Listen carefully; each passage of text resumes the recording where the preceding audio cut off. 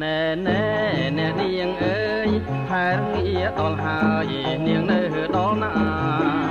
ណែណែ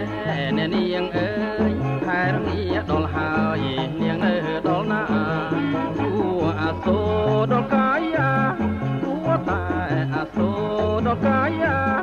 រស់នៅកំព្រាវេទនាដួងចិត្តបងមកពីឆ្ងាយពួងស្ដាយក៏មិនស្ដាយរូបកាយឆោមស្និទ្ធ